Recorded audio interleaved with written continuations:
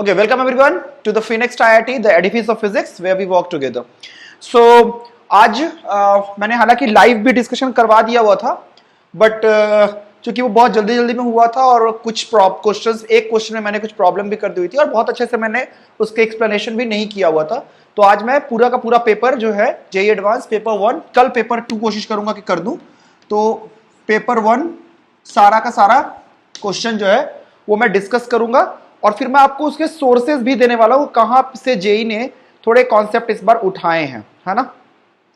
तो ये हम लोग शुरू करते हैं क्वेश्चन को। क्वेश्चन नंबर 1 से स्टार्ट करेंगे। सो क्वेश्चन नंबर 1 कह रहा था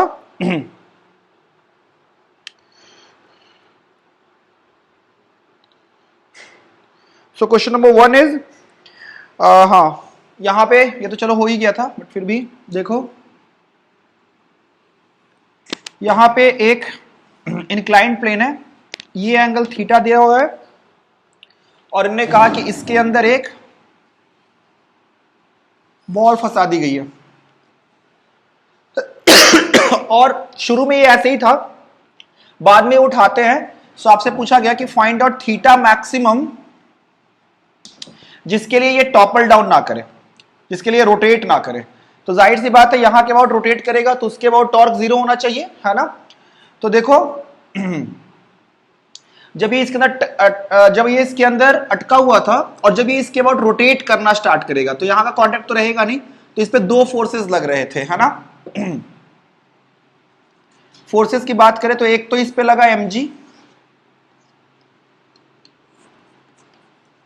और एक लगेगा नॉर्मल, है ना, इस लाइन पे नॉर्मल, एक लगेगा नॉर्मल, मतलब कुछ इस तरह से, है ना। And this is the only normal which we need to worry about, क्योंकि वो टॉपल डाउन कर रहा है तो यहां का नॉर्मल तो ऐसे भी नहीं होगा उस जगह पे। हाँ, अगर रुका रहेगा तो फिर इस जगह से और इस जगह से नॉर्मल होने की संभावना है। तो अब ये टॉपल डाउन कर रहा है तो जाहिर सी बात है इसको टॉपल कौन कराएगा इस पॉइंट के बाद। देखो इसका टॉर्क तो 0 हो गया और ये mg का टॉर्क आ सकता है। अगर इससे पहले बॉडी इस mg का टॉर्क अगर यहां से पास कर गया तो इसके बाद के थीटा के लिए mg का टॉर्क आगे हो जाएगा और ये टॉर्क जो है वो क्लॉकवाइज होके उसको टॉपल डाउन करा देगा। हाँ, अगर इधर की तरफ mg लग रहा था, मतलब अगर mg का लाइन ऑफ एक्शन अगर इसके इधर था तो फिर यहां का नॉर्मल उस टॉर्क को बैलेंस कर सकता है और बॉडी जो है वो अटकी रहेगी। तो जो बाउंड्री कंडीशन है, what is the boundary condition कि बॉल टॉपल डाउन ना करे, कि mg जो है वो यहां से पास कर जाए। अगर mg यहां से पास कर गया तो इसका टॉर्क जो है वो यहां के अबाउट 0 हुआ और इसके बाद mg का टॉर्क जो है वो इसको घुमा देगा और ये बॉडी जो है वो टॉपल डाउन कर जाएगी। तो mg जो है रोटेट करना स्टार्ट कर देगी इस पॉइंट के अबाउट। तो mg का टॉर्क अगर यहां से पास कर गया, mg अगर यहां से पास किया तो ये तो वर्टिकल लाइन था। अब आप देखो ढंग से, so this distance is r, ये थीटा है। अब बहुत ढंग से देखेंगे तो आपको समझ में आएगा ये 90 माइनस थीटा हुआ, ये थीटा, है ना। सो व्हाट इज आपका क्या हो जाएगा, देखिए यहां से, देखिए यहां से बड़ा बात है, ये mg लगा नीचे की तरफ और बहुत ढंग से देखा जाए तो ये वाला एंगल जो है वो थीटा बन के आया। जाहिर सी बात है ये वाला एंगल भी थीटा हो जाएगा और यहां से ये वाला एंगल अगर थीटा हो गया, सो this is my r and this is my small r, so sine theta will be perpendicular upon hypotenuse, small r upon capital R, and this was the answer to the problem. So question number 1, option number A, है ना। अब इधर जो है वो ratings करते चलते हैं, पिछली बार भी कोशिश किया था इस बार। सो क्वेश्चन नंबर 1 में कुछ खास नहीं करना था, आपको बस टॉर्क का देखना था। आपको पता होना चाहिए कि टॉर्क को मतलब जिस डायरेक्शन में मूव कर रहा है उस डायरेक्शन में नेट टॉर्क आना चाहिए, तो उससे आप कर सकते थे। तो क्वेश्चन नंबर 1 को मैं इजी कैटेगरी में रखूंगा। क्वेश्चन नंबर 2 आइए आगे करते हैं। एक सेकेंड, मेरा डस्टर। क्वेश्चन नंबर 2 देखो, क्वेश्चन नंबर 2 क्या करता है कि एक डिस्क है एक डिस्क के चारों तरफ एक तो मैग्नेट है जिसका साउथ और नॉर्थ पोल दिया, ये घूम रहा है इसके चारों तरफ, इस डिस्क के चारों तरफ। ये डिस्क ऐसे रखी, इसके इसी एक्सिस पर ये ऐसे घूम रहा है। तो जब घूमेगा तो जाहिर सी बात है मैग्नेटिक फ्लक्स जो है वो चेंज हो रहा होगा चारों तरफ से, हर पॉइंट पे अलग अलग। और बेसिकली अगर देखा जाए तो आपको समझ में आएगा कि यहां पर जो है इस बॉडी, ये डिस्क जो है वो बॉडी टाइप चीज है ना। तो क्या आएगा, इसमें लोकलाइज्ड करंट्स होंगे जिसके कारण से इसमें एडी करंट्स आ सकते हैं। और एडी करंट्स की वजह से क्या होता है, दो बॉडीज के बीच में ये फ्रिक्शन की तरह काम करता है। जैसे मैग्नेटिक ब्रेकिंग में क्या होता है, जो घूमता है तो उसको स्लो डाउन करता है ऑपोजिट डायरेक्शन में टॉर्क लाके। यहां पर वही चीज होगा, इसकी एनर्जी घटेगी और इसकी एनर्जी क्या होगी, बढ़ेगी। तो बेसिकली एडी करंट्स की वजह से इसमें काइनेटिक एनर्जी आएगी, ये रोटेट करना स्टार्ट कर देगा। कब तक, बेसिकली एक तरह से ये रिलेटिव मोशन को अपोज करता है, तो इसको तेज करना चाहेगा और इसको स्लो करना चाहेगा, है ना। तो स्टार्टिंग में जब ये मूव करना शुरू करेगा तो इसी सेंस में मूव करेगा जिस सेंस में ये कॉइल, इसी सेंस में ये बार मैग्नेट मूव कर रहा था। तो ये ऑप्शन में था शायद ऑप्शन नंबर बी। तो ये थ्योरी टाइप चीज थी, तो option number B is the correct answer. Theory type चीज थी, मैं इसको इजी कैटेगरी में ही रखूंगा। अगर आपको एडी करंट्स का आइडिया है, आपको पता है कि ये बॉडी टाइप चीज है, बेसिकली ट्रांसफार्मर वगैरह में भी यूज होता है, पढ़ा है आपने कि लैमिनेटेड कोर्स यूज करते हैं in order to reduce eddy currents losses, है ना। तो अगर आपको ये पता है, आपको दिख रहा है कि डिस्क इसीलिए दे रखा है, तो फिर आपके लिए ये लगाना कोई बड़ी बात नहीं थी।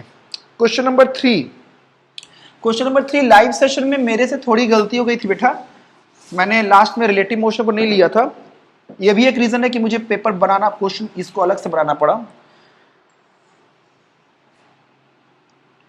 ये एक रोलर है और इस पे इन्होंने कहा कि एक स्केल रख दिया गया और ये रेडियस R1 और ये रेडियस R2 ये दे रखा था आपको। R1 बराबर 10 centimetre, metre 10 centimetre and R2 बराबर 20 सेंटीमीटर। ये आपके सवाल में दिया हुआ था, ठीक है। एक सेकेंड,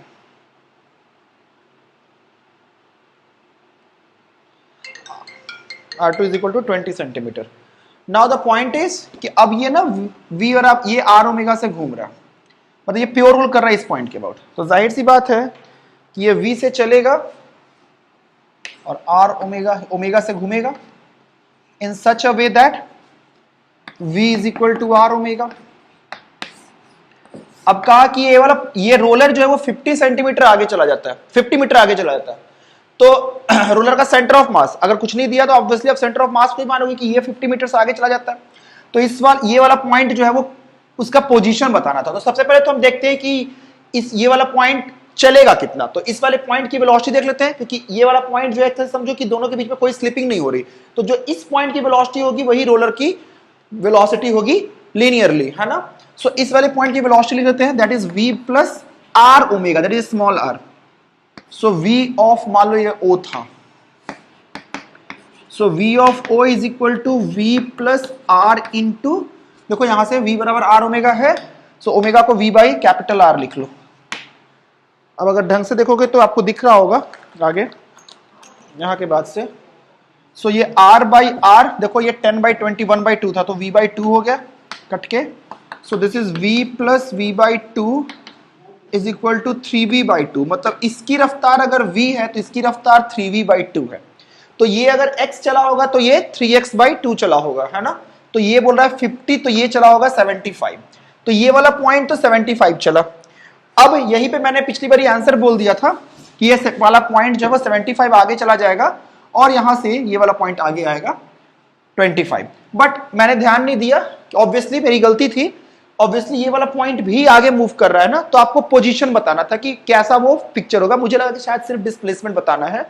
तो ये वाला पॉइंट जो है वो आगे चल के 70, देखो पोजीशन कैसी बना रहा हूं,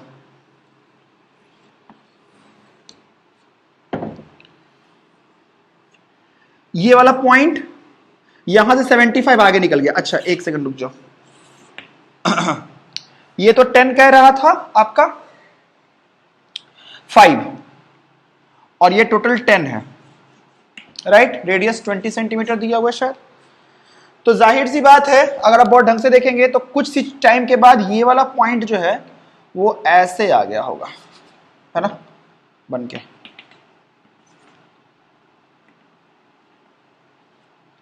और इसके आगे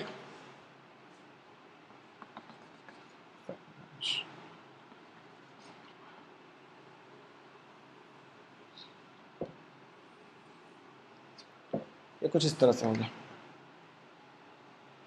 और यहां पे अगर देखोगे तो ये डिस्टेंस तो दोनों के बीच का 50 हो गया, और ये वाला पॉइंट, अब देखो ढंग से, ये वाला पॉइंट यहां से 75 आगे बढ़ा है, तो 75 आगे बढ़ने का मतलब ये तो 70, ये 50 था, तो यहां से 25 आगे बढ़ा होगा, 25 आगे, और बाकी पोर्शन जो है वो पीछे रहा होगा। तो ये पोजीशन इसकी सही होगी, ये 25 हो गया, 25 मीटर्स, और बाकी 75 मीटर्स इधर। ये मेरे से गलती हो गई थी, अब सॉरी, लाइव सेशन में, तो इसको मैंने सही कर दिया हुआ है यहाँ पे। तो basically option number X, option number B is the correct answer. ठीक है, सो क्वेश्चन नंबर तीसरा मीडियम कैटेगरी में रखूंगा, नॉट बिकॉज कि मैंने गलत किया है, बट हाँ कुछ इसमें मिस्टेक्स हो सकते हैं, आपको सोच समझ के करना था, इसलिए मीडियम कैटेगरी में डाल रहा हूँ इसको। ठीक है, क्वेश्चन नंबर 4 देखो। क्वेश्चन नंबर 4 एनसीईआरटी में इस तरह के सवाल दिए हुए हैं एंगुलर इंपल्स के। ईएमआई का लास्ट सवाल देखना, वो एंगुलर इंपल्स टाइप का सवाल है इसमें दिया हुआ, उसी तरीके का ये भी सवाल था। उन्होंने कहा कि एक कैपेसिटर है, इसका कैपेसिटेंस C दिया हुआ था शायद, उन्होंने कहा कि इस पे चार्ज जो है वो शुरू में Q है, और इसको कनेक्ट किया गया है एक कॉइल के साथ,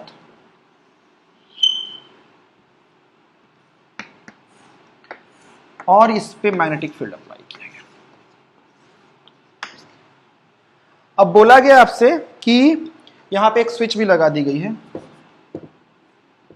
बोला गया कि जब स्विच को क्लोज करते हैं तो अच्छा, और इसने कहा कि इसका रेजिस्टेंस जो है वो नेग्लिजिबली 0 है, तो नेग्लिजिबली स्मॉल है, ये इन्होंने शायद कहा है नेग्लिजिबल रेजिस्टेंस। तो नेग्लिजिबल रेजिस्टेंस का मतलब क्या हुआ? What do you mean by resistance is negligible?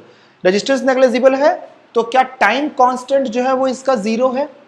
मतलब अगर कोई सर्किट बन रहा है तो बेसिकली ये डिस्चार्ज होना चाहेगा, कैपेसिटर जो है वो डिस्चार्ज होना चाहेगा। शुरू में कैपेसिटर पे चार्ज के पास चार्ज है, now rate of discharging will depend on the capacitive time constant and that is 0। मतलब charge will almost instantaneously leak out from the capacitor, the capacitor will almost instantaneously lose the charge. ये भी important बात है, capacitor will lose charge almost instantaneously.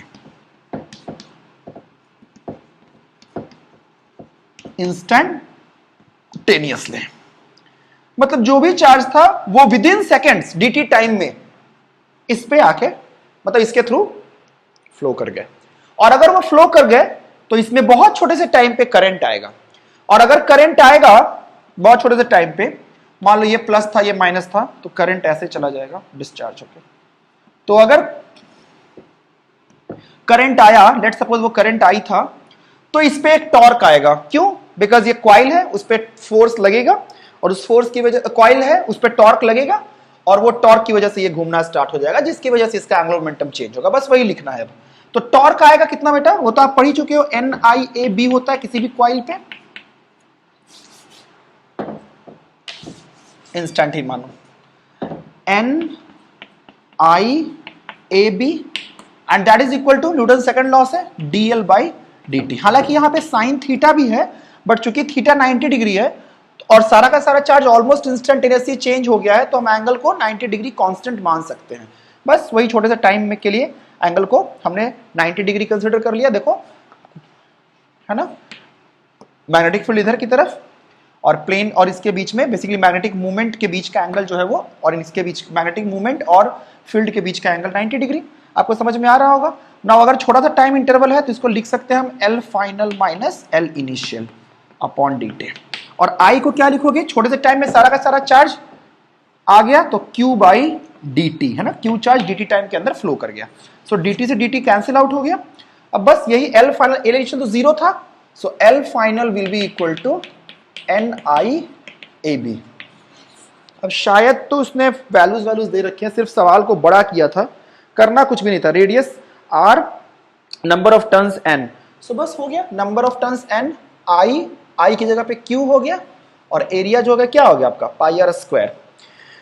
So pi R square N Q into B naught, तो बस B not मान लो तो ये B not है। तो option number B is the correct answer. सोच लो, इसमें तो कुछ था ही नहीं, बस आपको ये कंसेप्चुअल सवाल था, है ना। सो इसमें तो कुछ था ही नहीं। Option number easy moderate category में रख दे रहा हूं, बिकॉज की थोड़ा आपको सोचना था इसमें, बट कैलकुलेशंस ज्यादा नहीं आ रहे आप देखो अभी तक, तो ये सारे सवाल आप निकाल सकते थे इनमें नंबर, ठीक है। क्वेश्चन नंबर 5, क्वेश्चन नंबर 5, ये जिसको बेसिक, अगर जिसने अच्छे से वेव ऑप्टिक्स पढ़ा होगा, हाइजेंस प्रिंसिपल, तो उससे ये आसानी से हो जाएगा। क्वेश्चन नंबर 5 देखो, चलो क्या है,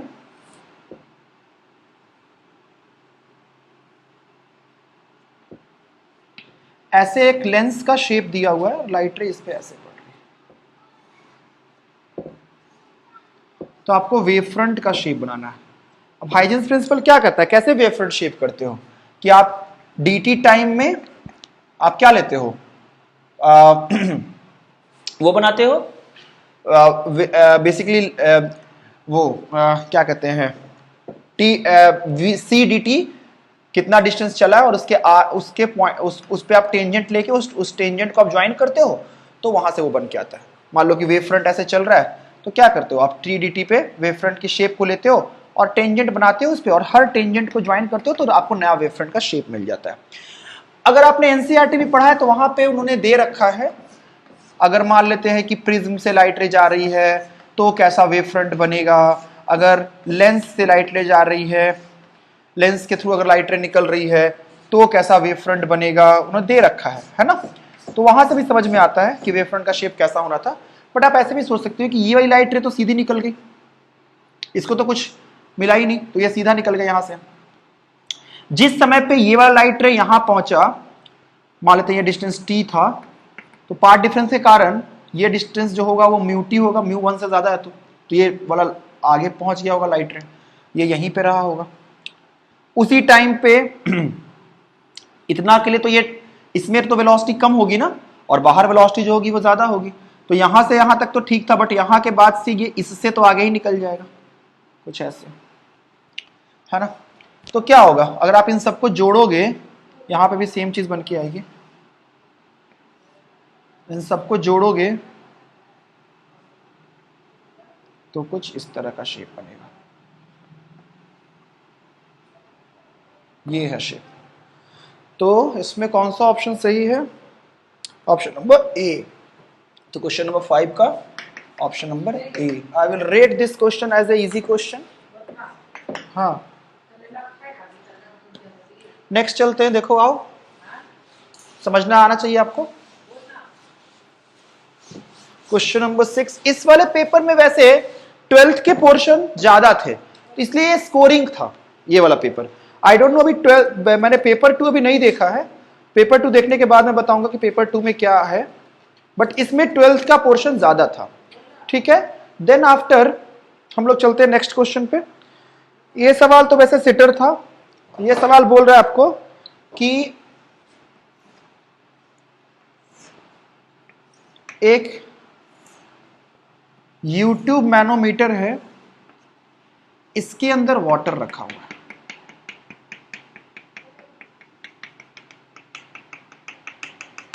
और इसकी हाइट जो है, मैंने सॉल्व किया था कल तो मुझे डेटा भी याद हो गया हुआ, 0.29 मीटर शायद दी हुई थी, 0.29 मीटर दिया हुआ था इसकी हाइट, इधर लिख दे रहा हूं 0.29 मीटर।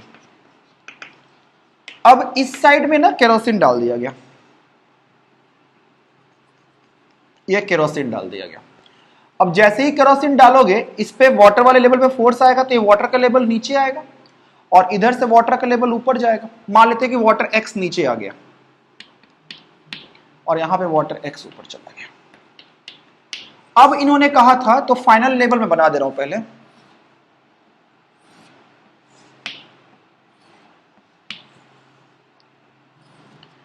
फाइनली सिचुएशन क्या हुई बेटा, इस जगह पे थोड़ा तो केरोसिन था भरा हुआ, ये वाला केरोसिन का लेवल नीचे आ गया और वाटर का लेवल यहां से x ऊपर आ गया और यहां के बाद सिर्फ सारा का सारा वाटर।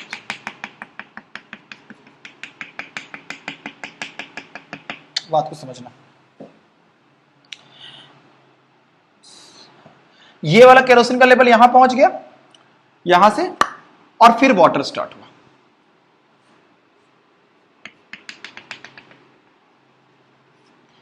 जाहिर सी बात है, अगर आप देखोगे प्रेशर बैलेंस करोगे तो यहां पे ये कितना हो जाएगा, यहां का प्रेशर तो वाटर है, तो इसके बारे में तो सोचना ही नहीं है, सोचना तो सिर्फ इसके बारे में। ये वाला डिस्टेंस कितना, 2x है ना, और ये दिया हुआ था 0.1 मीटर। तो पहले लगाते हैं, प्रेशर डिफ बराबर करते हैं, और इसकी डेंसिटी 800 दी हुई थी किलोग्राम पर मीटर क्यूब, और इसका स्टैंडर्ड वाटर का 1000। अब बस लगा लो, ये आ जाए कितना, 800 रो जी इंटू 0.1, 1000 जी इंटू 2x। जी से जी कट गया, ये हो गया 80 बटा 1000 गुणा 2 इज इक्वल टू x। 0.04।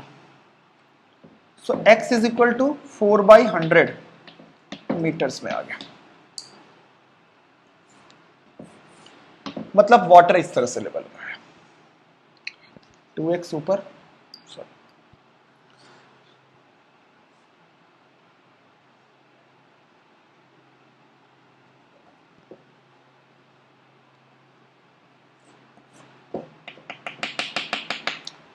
अब ये हाइट दिया हुआ है h2 शायद से, और ये वाला हाइट दिया है h1। आपसे h2/h1 पूछा, तो आइए देखते हैं कैसे करेंगे इस सवाल को। अब बस यहां के बाद से कुछ करना नहीं था बेटा। h1 को क्या लिख सकते हो, देखो यहां से, ये टोटल तो 0.29 था ना, और ये वाली जो वैल्यू है ये x है। तो अगर आप, और मतलब कि, और उसके बाद अगर आप h1 के बारे में सोचो तो 0.29 ऑलरेडी था पहले, और ये वाला वाटर, ये केरोसिन अब यहां से शुरू हुआ, तो 0.29 माइनस x प्लस 0.1, ये हो गया h1। तो h1 की वैल्यू लिख लेते हैं, 0. इसकी वैल्यू कितनी हो जाएगी, 0.04। सो 0.29 माइनस 0.04 प्लस 0.1, तो 0.29 प्लस इतना, तो ये हो गया 0.35। और h2 की वैल्यू कितनी आ जाएगी, यहीं पे देखो, h2 तो डायरेक्ट था, ये क्या है, यहां तक आपका 0.29 था शुरू में, अब यहां से पानी जो है वो ऊपर चढ़ा, कितना x, तो कितना हो जाएगा 0.29 प्लस 0.04, तो ये आ गया 0.33। अब दोनों का रेशियो ले लोगे h1/h2, तो कितना आ जाएगा 35/33, तो ये ऑप्शन नंबर बी हो गया। क्वेश्चन नंबर 6 को मॉडरेट कैटेगरी में डाल रहा हूं, क्योंकि जो मेथड से मैंने किया है मेरे लिए थोड़ा ये मतलब कैलकुलेशन एक्सटेंसिव था, कैलकुलेशन करना था, बाकी सवाल में कुछ भी नहीं था। ठीक है, ये तो 6 सवाल जो आपके स्टार्टिंग वाले थे, जो आपके सिंगल करेक्ट थे, अगर आप इसमें सही से करते, मेरे जैसी गलती नहीं करते अगर आप एक क्वेश्चन में, तो आपको 18 नंबर आसानी से मिल सकते थे, और मेरे हिसाब से आपको इसमें समय भी लगभग 20 से 25 मिनट देना पड़ता। अगर आपकी तैयारी अच्छी है, कैलकुलेशन ठीक ठाक किया है आपने, तो आपके इतने सवाल आसानी से हो सकते थे। ठीक है। एक सेकेंड रुको, नेक्स्ट चलते हैं इसी में। चलिए सेक्शन बी आते हैं हम लोग। सेक्शन बी मल्टीपल करेक्ट में आ जाते हैं।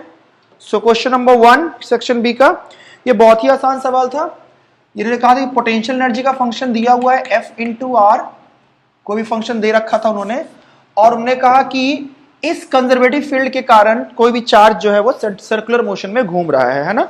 A particle of mass m moves in a circular orbit with potential energy दे रखी थी, where f is a positive constant and r is the distance between from the origin. Its energies are calculated using Bohr's model is valid. ठीक है, जैसे सवाल पूछे जाते हैं जहां पे आपको मॉडलिंग करनी पड़ेगी बोर्स मॉडल के बेसिस पे। कभी कभी इस पे मैग्नेटिक फील्ड ले लेंगे और उसकी वजह से बोलेंगे कि चार्ज घूम रहा है किसी भी पर्टिकुलर ऑर्बिट में और वहां पे बोर्स मॉडल वैलिड है। ठीक है, इफ द रेडियस ऑफ तो बोर्स मॉडल की वैलिडिटी का मतलब स्टेबल ऑर्बिट्स का कॉन्सेप्ट वैलिड है ना। बेसिकली स्टैंडिंग वेव्स जो बन जाती हैं mvr is equal to nh/2π, standing waves बना लेता है, तो वहीं से बन के आता है वो, है ना।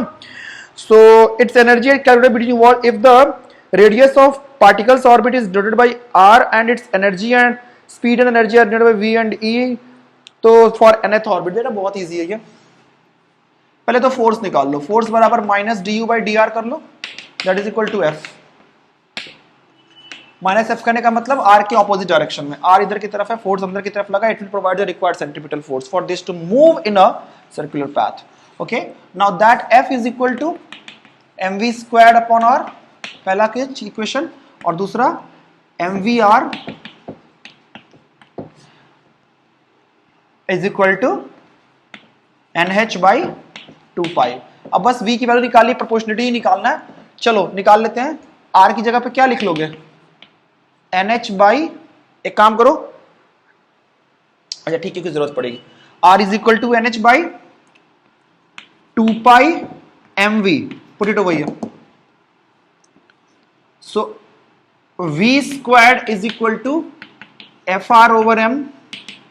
Now f into r is what, nh upon 2π mv, nh upon, have I done anything wrong, nh upon 2π mv f into r into m, so this is m squared, and this will come out to be v is equal to, I will also need this क्योंकि kinetic energy में हमें जरूरत पड़ेगी इसकी। so v will be equal to, what do you know, what do you say, v will be equal to, I have done everything correct now, let me check, mv squared upon r, and r is my nh upon 2π mv, and r I have put nh upon 2π mv into f. okay, yeah, everything is correct. so ये क्या हो जाएगा आपका v is equal to f into nh upon v cube हो जाएगा इधर 2π m square, 2π m square. So v is directly proportional to क्या लिख सकते हैं, n की पावर 1/3। तो एक तो ये आ गया। अब उसे रेडियस पे भी निकालना था, इसको इस एक्सप्रेशन को लिख के इधर रख लो क्योंकि काइनेटिक एनर्जी में जरूरत पड़ेगी। v squared is equal to f into nh by 2π mv, इसको लिख के इधर रख लिया हूं, ठीक है। अब उसी तरह से r पे देखो, nh by 2π is equal to mvr, अब v को सब्स्टिट्यूट करो, v is equal to nh by 2πr, put कर दो, f is equal to m n squared h squared upon 4π squared r squared into r, तो ये r cube हो गया, तो ये f इधर चला जाएगा, तो r cube is equal to n h n ना बेटा, ये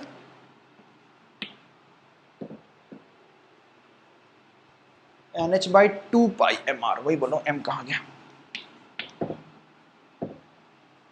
और यहां से F is equal to m into इतना m v square upon v square into r cube हो गया, ठीक है। और ये हो जाएगा 2n square h square 4 pi square m square ना, एक सेकंड रुकना बस, m square r square into r, ये वाला भी कहाँ गया ये वाला r, तो ये r क्यूब आ गया। So r cube is equal to m तो नीचे कट गया एक, n squared h squared upon 4 pi squared m, तो r square r cube is directly proportional to n square, दूसरा आ गया। और एनर्जी भी निकालनी थी, सो एनर्जी के लिए क्या कहोगे, काइनेटिक पोटेंशियल एनर्जी तो हमारे पास थी, so total energy is equal to ke plus pe, so ke can be written as 1/2 mv squared plus f into r, sorry now अब आप इस पे v की जगह पे पुट कर लेना, r की जगह पे पुट कर लेना, तो वहां से भी एक आंसर बन के आता है, ठीक है। तो करना यही था इसमें, एक तो ऑप्शन डायरेक्ट दिख गया, कैलकुलेशन ही करना था बाकी इसमें, और कुछ खास बात नहीं है। तो एक b तो दिख ही रहा है, v directly proportional to 1/3 v3 था यहाँ पे, तो एक ऑप्शन नंबर b तो दिख ही रहा है, और बाकी एनर्जी का आप देख लीजिएगा यहाँ से। तो क्वेश्चन नंबर 7 अगर आप देखें, जिस हिसाब से आपको नंबर दे रहा था, थोड़ा कैलकुलेशन करना था, मैं इसको मॉडरेट कैटेगरी में रख रहा हूँ, बाकी ये बहुत डिफिकल्ट नहीं था। ऐसे सवाल अगर आपने अच्छी तैयारी की है तो आपसे हो जाने चाहिए थे, ठीक है। और देखिए इसी तरह का फिर क्वेश्चन नंबर 8 करते हैं, आइए।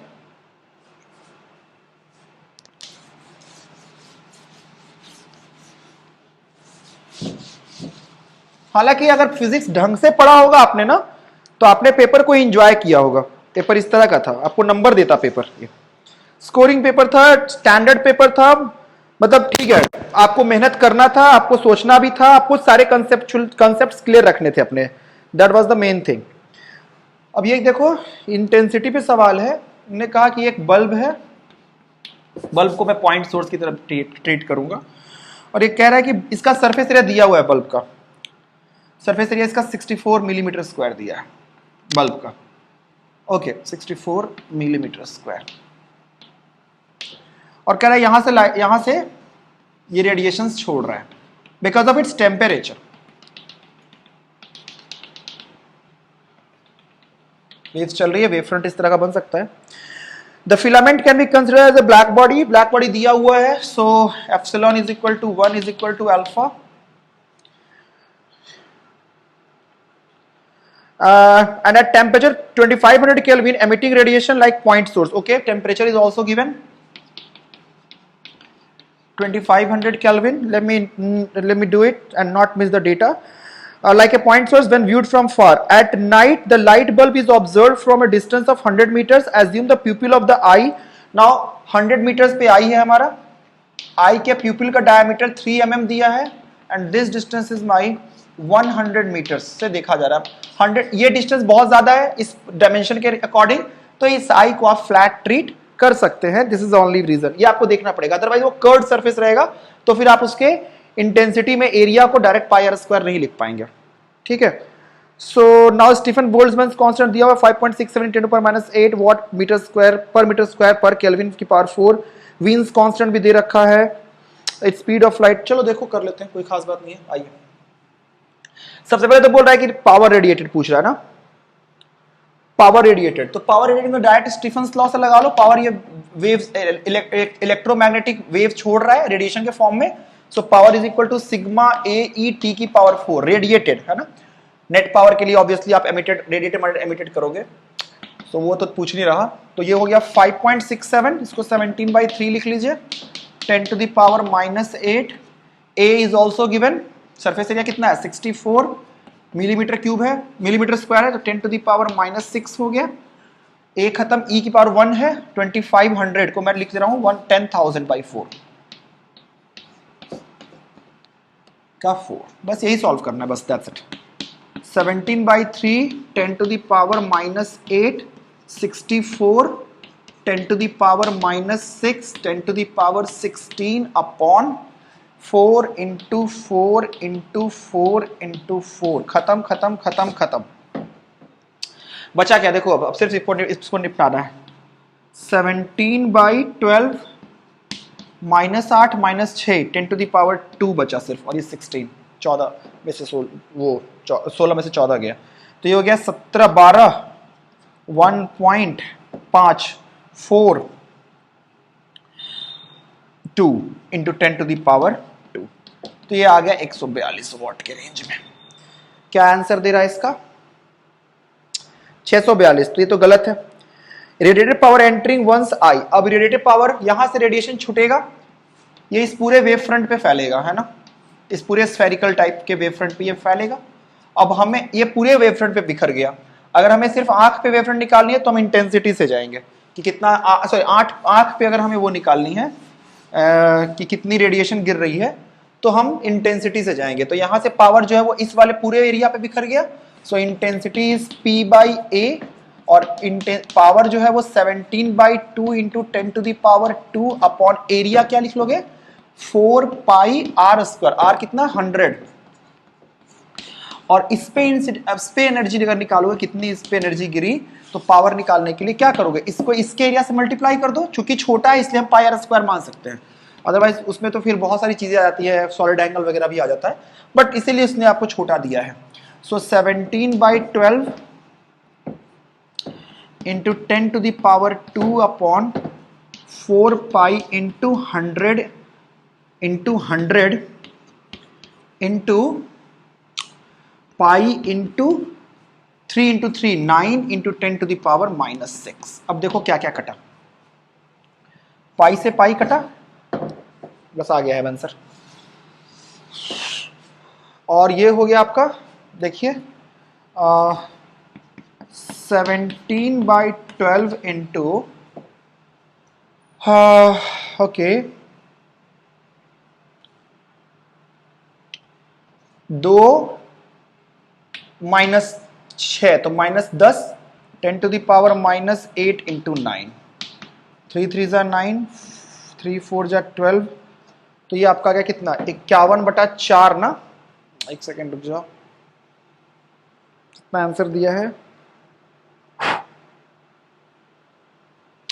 मैंने कुछ तो गड़बड़ कर दिया है शायद, अच्छा ये 4 छूट गया है ना, इंटू 4 भी, तो ये आ गया आपका कितना 51/16 into 10 to the power -8 watts, ये भी यही आंसर है, वही 3.14 इंटू 10 टू पावर -8 कह रहा था, तो ऑप्शन नंबर बी तो आ ही गया, ए नहीं है। अब इसके बाद बोल रहा है कि जो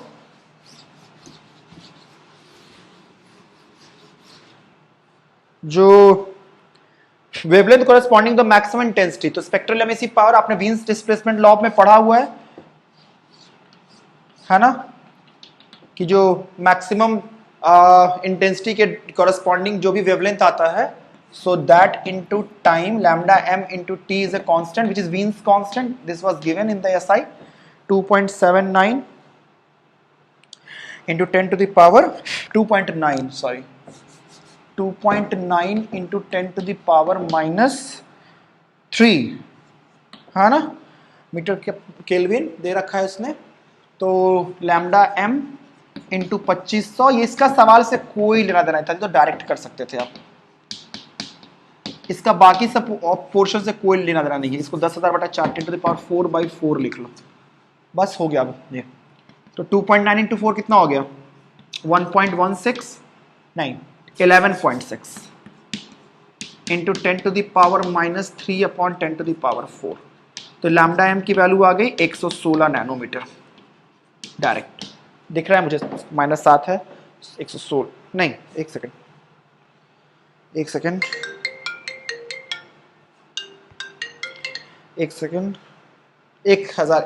नैनोमीटर, वही ठीक है। ऑप्शन नंबर डी देखो, अब यहां से अब बोल रहा है कितना फोटोन पर सेकंड शायद गिरेगा डी में, taking the average wavelength 1740, the total number of photons emerging पर सेकंड इनटू वंस आई, तो आंखों पे जो भी रेडिएशंस गिर रहे हैं वो कितने गिरे 17/12 जो भी हमने निकाला था शायद, ये तो 17/12 into 4 into 10 to the power -8, ये तो टोटल एनर्जी हो गई है ना। हाँ यही था, नहीं 51/16 ना, 51/16 इंटू 10 टू पावर -8 शायद यही था, बन के आया था। और इसने कहा कि कितनी अब taking the average wavelength of the, तो कितने नंबर ऑफ फोटॉन्स है पर सेकंड गिर रहे हैं, तो ये तो आपका पावर है, तो नंबर ऑफ फोटॉन्स के लिए क्या कर लोगे, P अपॉन एक फोटॉन की एनर्जी hc/लैम्डा, अब डिवाइड कर लेना बेटा, 51/16 10 टू द पावर -8, h की वैल्यू शायद दी हुई है 6.63 into 10 to the power -34, c की वैल्यू यूज करना 3 into 10 to the power 8 upon lambda की वैल्यू 1740 नैनोमीटर दिया हुआ 10 पर -9 यूज करके, जो इससे आ जाए वो आंसर था आपका। ठीक है, तो ये सवाल कुछ खास इसमें करना नहीं था, बट मॉडरेट कैटेगरी में रखो, क्योंकि अगर आपको पूरे नंबर लेने हैं तो आपको थोड़ा कैलकुलेशन इसमें और आराम से कैलकुलेशन करना पड़ता है आपको, है ना, क्योंकि उन्होंने जो पहला ऑप्शन दिया था वो आंसर में नहीं था, इसलिए आपको बहुत प्रोएक्टिवली करके उसको ढंग से उसको आंसर लगाना था। So question number 8 can be treated as in the moderate category. Okay, चलिए क्वेश्चन नंबर 9 करते हैं, आइए और फिर नेक्स्ट क्वेश्चन करते हैं। नेक्स्ट क्वेश्चन, क्वेश्चन नंबर 9, आप आई सपोज कि आपको अच्छा लग रहा है। क्वेश्चन नंबर 9 देखिए, प्लीज अगर अच्छा लगे तो वीडियो को लाइक कर दीजिएगा और शेयर भी कर दीजिएगा, ठीक है। सो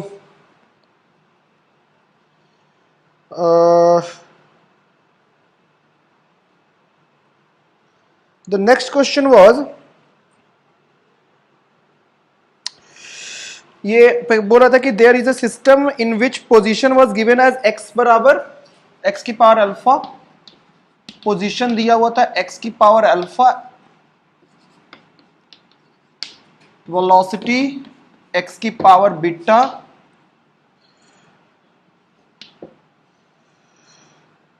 एक्सिलरेशन x की पावर गामा p,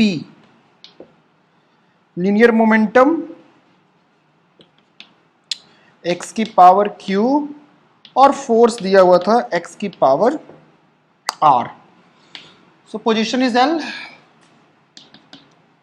x की power alpha, LT inverse x की पावर बीटा, LT -2 x की पावर गामा, नहीं सॉरी p, और MLT इनवर्स x की पावर q, and ML square sorry MLT -2 force का डायमेंशन x की पावर r। अब बस कुछ नहीं करना था इसमें। अब आपको अल्फा पी और बीटा में रिलेशन आ रहा था, तो देखो मिटाओ, दोनों को डिवाइड कर लो, तो ये एल कट जाएगा, x की power alpha minus beta is equal to T, और इन दोनों को डिवाइड करो, तो x की power beta minus P is equal to T, दोनों को इक्वेट कर लो, इक्वेट करोगे तो क्या आ जाएगा, alpha minus beta is equal to beta minus P, so alpha plus B is equal to twice beta. Option number A आ गया सही, so option number A is correct. Option number B देखो, check कर लेते हैं, इसमें किसमें relation चाहिए, पी क्यू आर और बीटा में। सो एक तो रिलेशन मेरा आ गया alpha minus beta is equal to beta minus P, एक रिलेशन ये हुआ। अब देखो चूंकि हमें पी और क्यू में रिलेशन चाहिए, पी क्यू आर वगैरह में, तो इसको एक काम करो, एक तो पी वहां पे आ ही चुका है, तो इन दोनों को डिवाइड कर लो, तो m से l कट जाएगा, तो यहां पे देखो x की पावर q माइनस आर बराबर t हो जाएगा।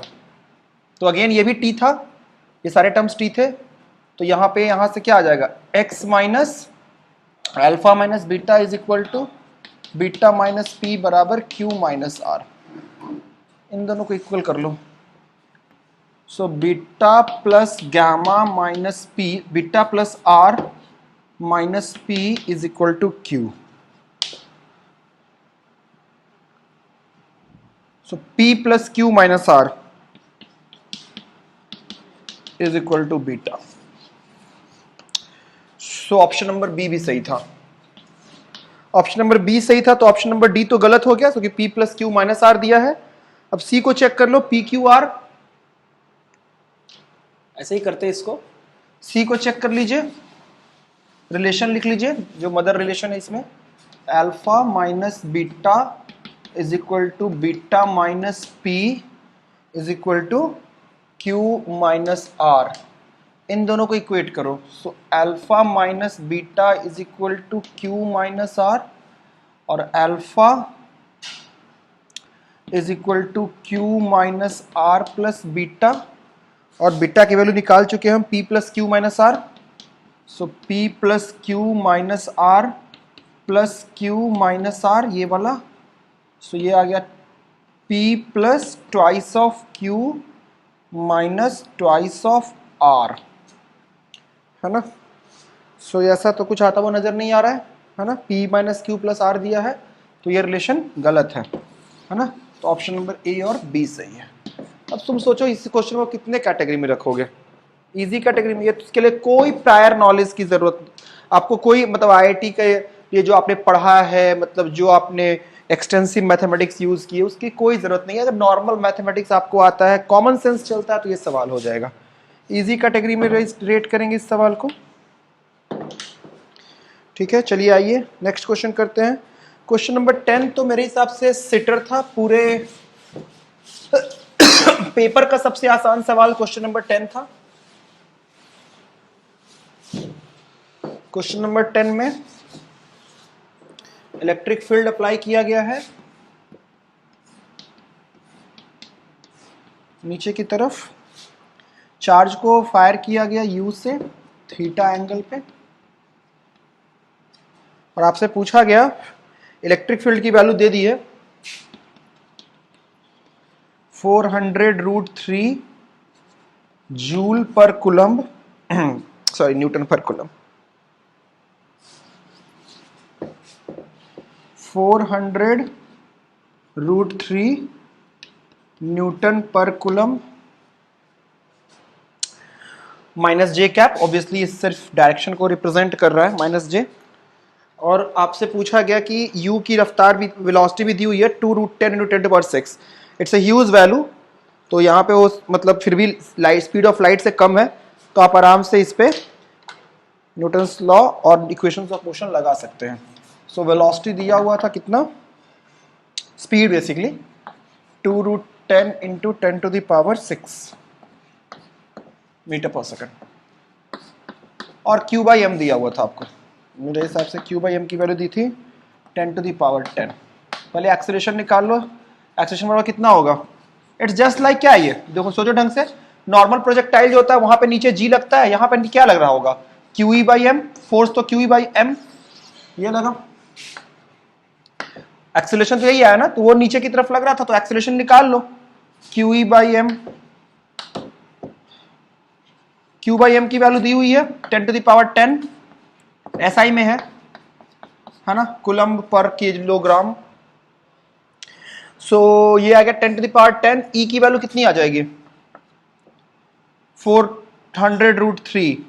सो 10⁻12 कर दे रहा हूं और इसको 4√3 कर दे रहा हूं, है ना, मीटर पर सेकंड स्क्वायर। अब बस, अब कुछ भी नहीं था, अब बोल रहा है कि ये 5 मीटर पे आके इसको हिट कर रहा है, मतलब रेंज 5 मीटर हो गया, तो उसके लिए थीटा निकाल लो, जो भी आ रहा है बन के देखो क्या लिखोगे। रेंज का formula U² sin 2θ upon G effective, and where G effective और या that is equal to acceleration is equal to 4√3 into 10⁻12 SI metre per second square. Just I am putting the values. U² is 4 into √10 is 10 into 10⁻12 sin 2θ over U² sin 2θ by G. G is 4√3 into 10⁻12, ये 5 के बराबर है। लो आ गया, ये कुछ ना कुछ तो आ ही जाएगा यहाँ से। 5 इज इक्वल टू, देखो कुछ ना कुछ तो कटाना, 4 से 4 चला गया, 10⁻12 से 10⁻12 चला गया, तो 10/√3 sin 2θ so sine 2 theta is equal to √3/2, मतलब सोल्यूशन कितने पे होगा 2 theta should be equal to, ये वाली पूरी वैल्यू जो होती है कितना होगा 60, अगर 60 रखोगे तो ये 30 आ जाएगा, और 120 रखोगे तो दोनों फर्स्ट क्वाड्रेंट में और सेकंड क्वाड्रेंट में दोनों में साइन पॉजिटिव होता है ना, तो 2 theta can be equal to 60 degree and can be equal to 120। तो जाहिर सी बात है एक एंगल 30 और दूसरा एंगल 60। वैसे भी आपने पढ़ा है कि रेंज की वैल्यू 2 होती है, एक ही स्पीड के लिए 2 रेंज हो सकता है। अगर आप उसको एक थीटा पे फायर करते हैं तो दूसरा 90 माइनस थीटा, कॉम्प्लीमेंट्री एंगल के लिए रेंज बराबर होता है। तो एक तो आपका ऑप्शन नंबर शायद बी है या ए है, कौन सा ऑप्शन है, ऑप्शन नंबर बी आ गया। फिर टाइम ऑफ फ्लाइट पूछा है, तो टाइम ऑफ फ्लाइट के लिए क्या करोगे, दोनों के लिए ऑब्वियसली जब वेलोसिटी का थीटा अलग अलग हुआ, स्पीड सेम है, तो वाई कॉम्पोनेंट वेलोसिटी का अलग अलग हो जाएगा। तो टाइम ऑफ फ्लाइट क्या होता है, 2u sin थीटा बाई जी, तो पहले 30 डिग्री यूज कर लेते हैं। 2u की वैल्यू कितनी आ जाएगी बेटा, 2√10 इंटू 10⁻6 ना, into sine theta, sine 30 1/2 over g effective. G effective was this thing 4√3 into 10⁻12. Let me solve it for you. 2 2 4 खत्म, और ये आ गया √10/6 10⁻⁻6, तो माइक्रो सेकेंड। सो 5/3 ना, सो √5/3, अच्छा नहीं सॉरी, √3 इंटू 2 है ना, तो √12 हो जाएगा ये। सो ये आ गया आपका 5/6, √5/6 माइक्रो सेकेंड्स पहला। दूसरा यहां पे क्या रख लोगे, √3/2 कर लोगे, तो दूसरी वैल्यू के लिए ये √3 से √3 भी कट जाएगा, तो 10/4, तो √5/2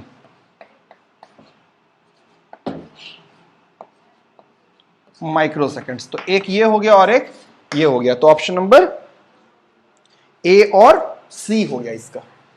10th को इजी कैटेगरी में रेट करेंगे इस सवाल को, कोई खास बात नहीं थी इस सवाल में। और नेक्स्ट क्वेश्चन करते हैं, क्वेश्चन 11। इसमें देखो क्या है, फिगर पहले बना दिया है। उन्होंने कहा कि ऐसे एक रजिस्टर दिया हुआ, इसमें करंट बह रहा है, इस तरह से, इस तरीके से करंट बह रहा है, तो रास्ते से करंट ऐसे बह रहा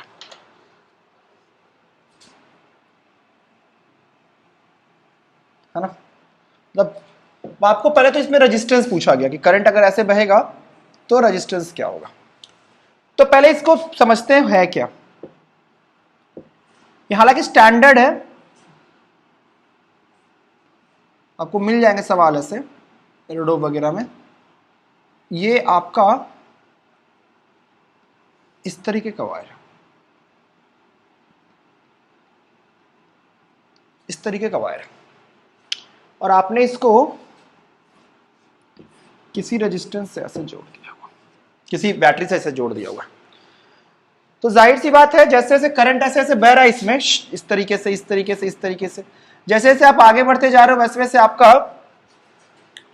जो भी वायर की लेंथ है वो बढ़ती जा रही है। यहां पे करंट इस छोटे से लेंथ पे बहा, यहां बड़े लेंथ पे बह रहा है, तो वायर की लेंथ जो है वो तो फिक्स नहीं है अलग अलग एलिमेंट के लिए। पहले सोचते देखो क्या कर रहे हैं इसमें, तो मैं ना इसमें एलिमेंट ले रहा हूं, देखो किस तरह के सा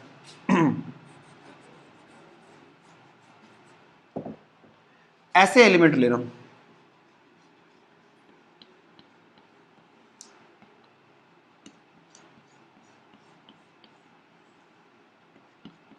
ऐसे वायर की एक स्ट्रिप पकड़े, यहां पे वही चीज देखो,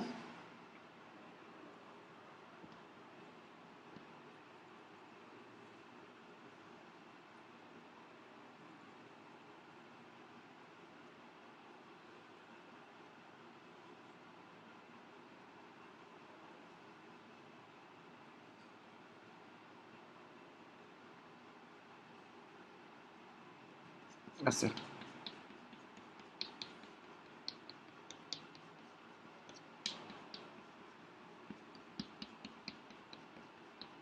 कुछ तो इस तरह का स्ट्रिप है, ऐसे स्ट्रिप है। अब आपसे पूछा गया इसी में करंट कैसे हुआ, तो मैं एक्स पे गया और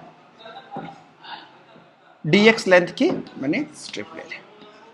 अब सोचो इस स्ट्रिप में करंट ऐसे बह रहा था और यहां से करंट जो है मतलब इस तरह से एंटर कर रहा था, इसमें अंदर गया फिर यहां से वापस आया, बाहर है ये निकल रहा है।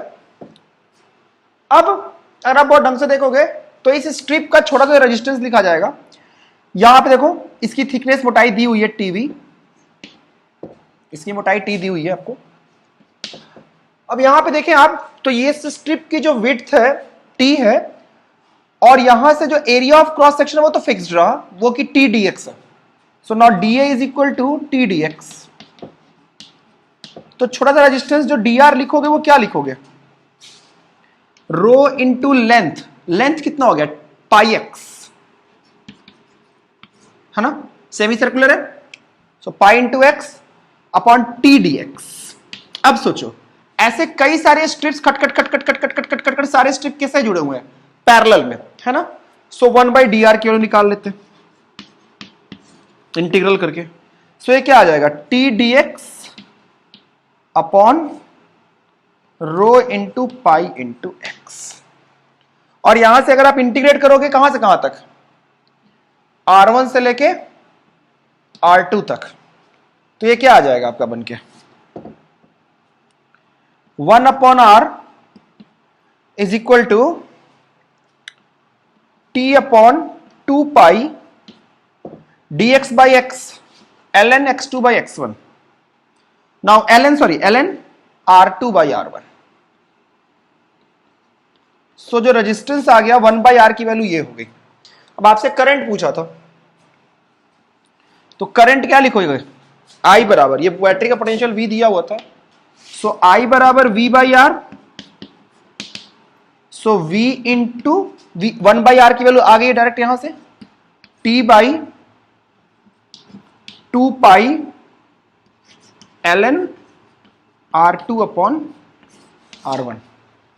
सो ये हो गया आपका करंट VT इंटू ln 2 पाई क्यों लिख दिया, नहीं सॉरी पाई था ना, सॉरी पाई था ना, और कुछ तो रो भी छूटा है, रो छूट गया एक्चुअली 2 की जगह रो लिख दिया, ये रो है, pi rho into ln R2 by R1। तो ये एक स्टैंडर्ड सवाल था, बहुत डिफिकल्ट नहीं था, ये आपको मिल जाएगा सवाल। इसका दूसरा पार्ट बहुत ही बढ़िया था और ये कॉन्सेप्ट पे सवाल पूछा है। ये अच्छी किताबों में लिखा हुआ है, एक इलेक्ट्रोमैग्नेटिज्म की किताब आती है पुरसेल, मैं कास्ट कर दे रहा हूं, वहां से उन्होंने उठाया है। तो उसमें कॉन्सेप्ट बताया भी गया है, जैसे मान लो कि बैटरी यहां से यहां जब मतलब सॉरी चार्जेज ऐसे यहां से यहां दौड़ रहे हैं इस इलाके में, तो जाहिर सी बात है कि बैटरी ने इस बात को समझना, बैटरी ने तो चार्जेस को ड्रिफ्ट स्पीड दे दी, जिसकी वजह से चार्जेस जो वो यहां से यहां इस तरह से मूव करते हुए आए, फ्री इलेक्ट्रॉन्स। लेकिन जाहिर सी बात है क्या फ्री इलेक्ट्रॉन्स ने अपना डायरेक्शन भी चेंज किया because of the bend of the wire. लेकिन बैटरी को इस बात का थोड़े ज्ञान है, बैटरी तो चार्जेस को यहां से यहां तक मूव करना था, बट अंदर कैसा रास्ता अपना रहा है चार्ज, इस बात से तो बैटरी के वर्क को कोई फर्क नहीं पड़ता, पाथ से तो इंडिपेंडेंट वर्क होता है। तो battery doesn't know about the path taken by the electrons in between the conductor, but the electron is changing its path, electron is changing its direction. Now who is responsible to change the direction of the electron, who will be responsible for this, there should be a centripetal force।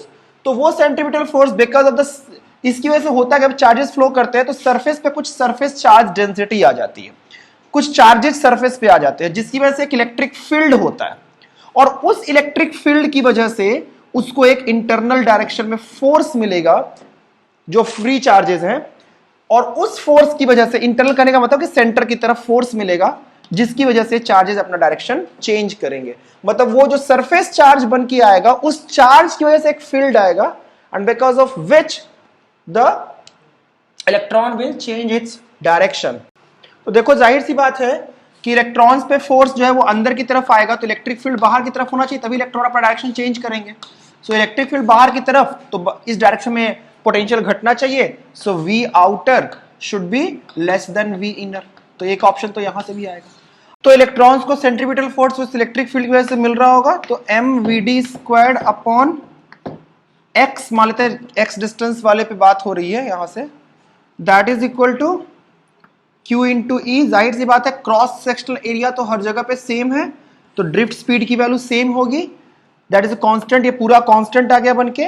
और यहां से E को लिख लेता हूं dv/dx, obviously in this direction potential change हो रहा है, x की वैल्यू जो है वो r1 से लेके r2 तक वेरी करेगी, वो एक अलग बात है, बट आप यहां पे जब निकालेंगे तो ये पोटेंशियल डिफरेंस जो dv बन के आएगा वो क्या बन के आएगा, dx/x mvd²,